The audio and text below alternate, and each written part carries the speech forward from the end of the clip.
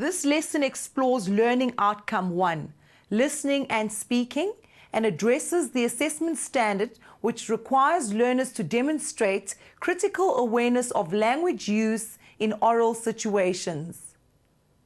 Learners should be able to use styles and registers to suit purpose, audience and context most of the time, recognize, understand and appreciate language varieties.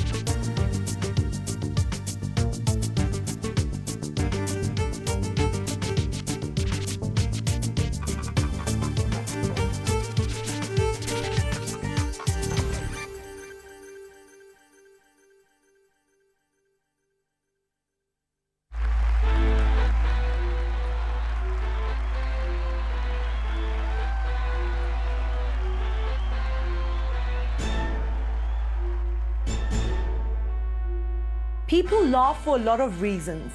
Sometimes it's because they're nervous, sometimes because they're uncomfortable, and sometimes because something strikes them as funny. What makes people laugh, I think, when they identify with things that you say, you know, just normal human behavior, things that they think that they're thinking only, and then somebody else says it on stage and they go, oh, I've always thought that as well. Sometimes we just laugh at stupid things like people's shoes and their pants and their hairstyles. Different types of people definitely find different types of things funny. It's quite stupid because I laugh at anything. I really laugh at the dumbest things ever. Hello, my name is Kushu. Welcome to this series of English lessons about the humour of English. Humour is quite a difficult concept to define, but no matter how you define it, humour is used a great deal in English. Humour is used to make people laugh. It helps us to remember adverts. It helps public speakers to get their points across. And it helps journalists write about life in amusing ways. Because humour has so many uses, it's worthwhile to know how it's created and how it works. Understanding humour will enable us to understand other people's jokes and use humour ourselves when we write or speak.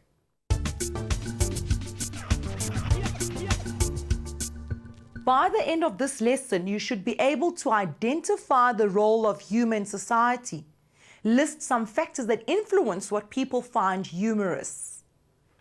Humour plays an important role in society. People have always used humour as a way to relax and lighten up, but humour is also a powerful way to communicate ideas. Often when a belief or idea is explained in a way that is funny, it makes more of an impression on the audience who hears it than if it were just explained in a normal way. To show you what I mean, here's an example of how the comedian Dave Barry makes the point that newlyweds often fight over money and what they should do about it. Newlyweds often experience a difference in priorities. For example, you want to buy food, while your spouse wants to buy a racehorse. It is important that you try to achieve a compromise. In this case, you could buy a racehorse and eat it. In this example, Dave Barry makes a valid point. Lots of newly married couples do fight about money, and a good way of dealing with this is to compromise. What works well in this piece, though, is how he conveys the message. Instead of lecturing, he gives his advice in a fun way, and he uses a ridiculous example of eating a racehorse in order to compromise. In this example, the humour helps him to make his point, and it helps us to remember his message. Because humour helps people to get their points across and get their readers or people listening to them to pay attention and remember what was said, humour is used in advertising, newspapers and entertainment. Humour is also used to comment on every subject, from politics to which type of cell phone to buy.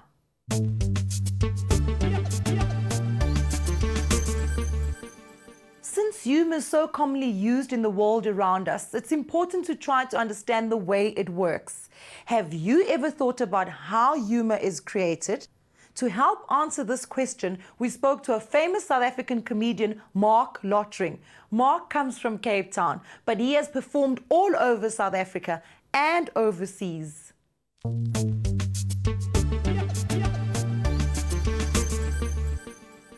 Where do you get ideas for your jokes from?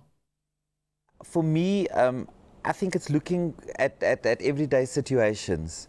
I look at life, certainly being a South African and just looking around you all of the time, there's a whole lot of humor. I believe that you can see the funny side of life in almost any situation.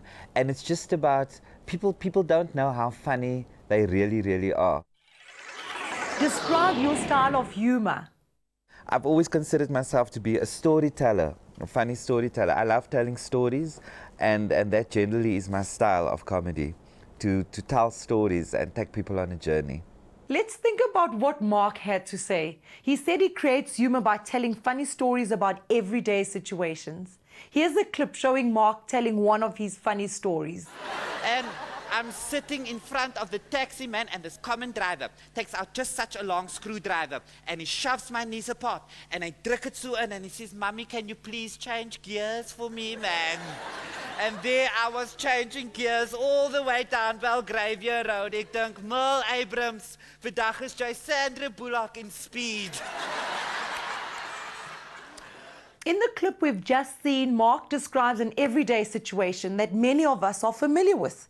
What makes this clip funny is not the event being described, catching a taxi, but rather the way that he describes it. The exaggeration helps turn an everyday event into a very funny story. But Mark doesn't just describe everyday events in his comedy, he also talks about events in the news.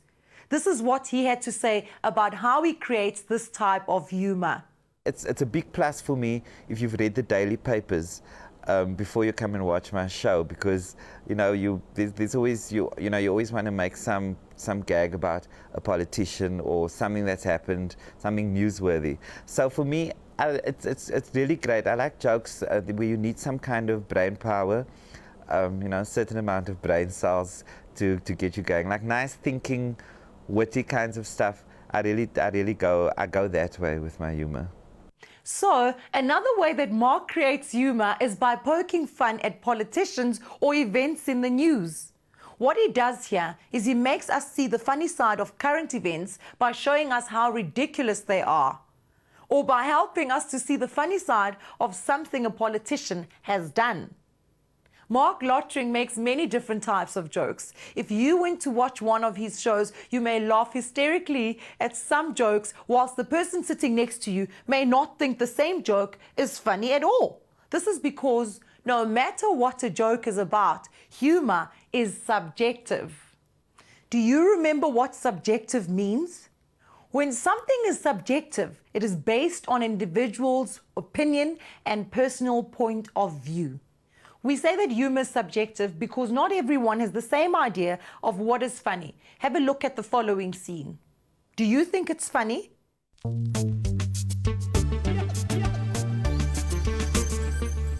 Brenda's son works as a car guard at East Rand Mall.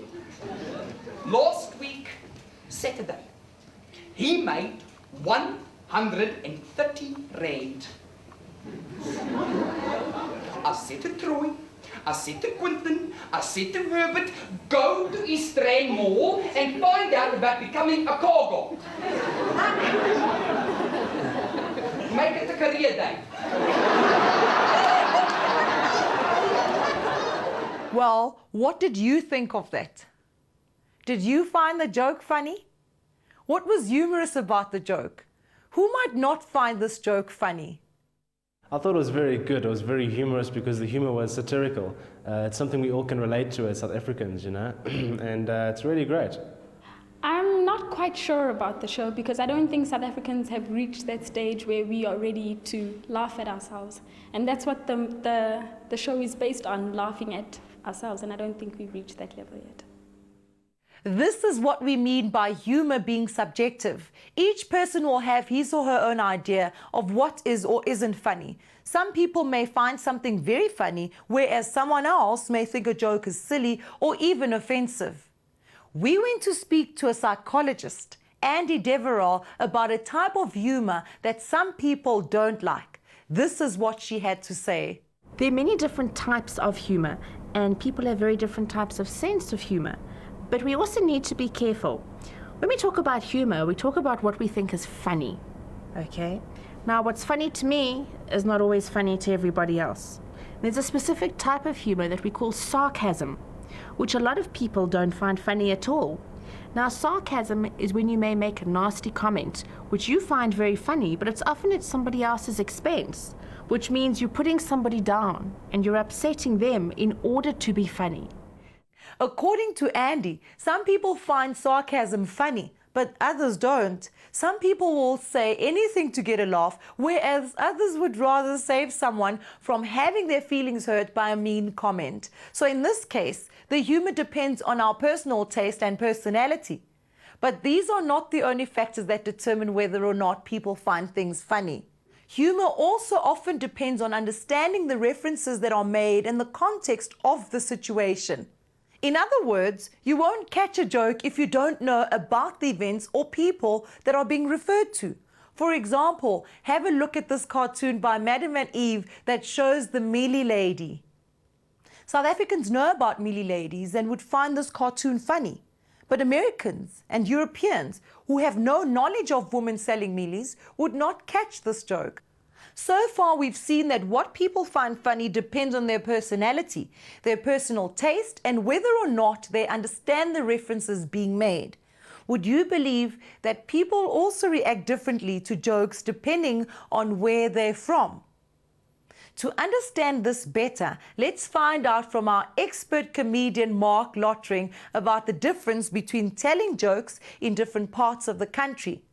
I often find that between Cape Town and Joburg, for example, Cape Townians laugh out loud at very many things, whereas Joburg people, I always say Joburgers laugh, they keep it all inside, you know, they look at you and like, kyk vir jou goed dear, and after the show they will tell you what they really found funny, but Joburg people like listening to stories, whereas Cape Townians will laugh along with you throughout that story. Of course, it makes a difference that I'm Cape Townian, because, you know, Cape Townians kind of know where you're going. You open your mouth, they know where the story's going. Whereas when I perform in Joburg, the Joburgers, you know, you've got to know your story in Joburg. You've got to know what you're on about, because Joburg people, hello, watch.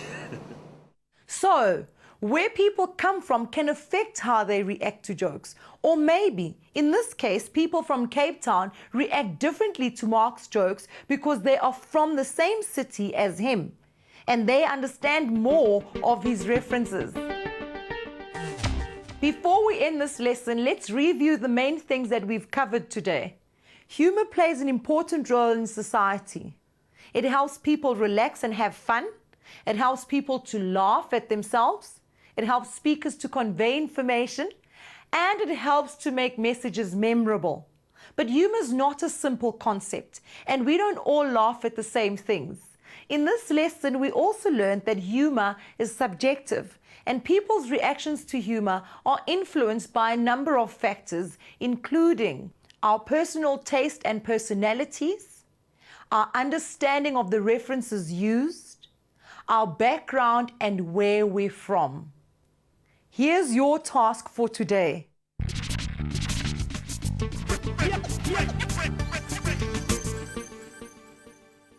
Watch the following clip and see if you can determine how the humor is created, what references people would need to know to catch the joke, and who would be likely to find the joke funny.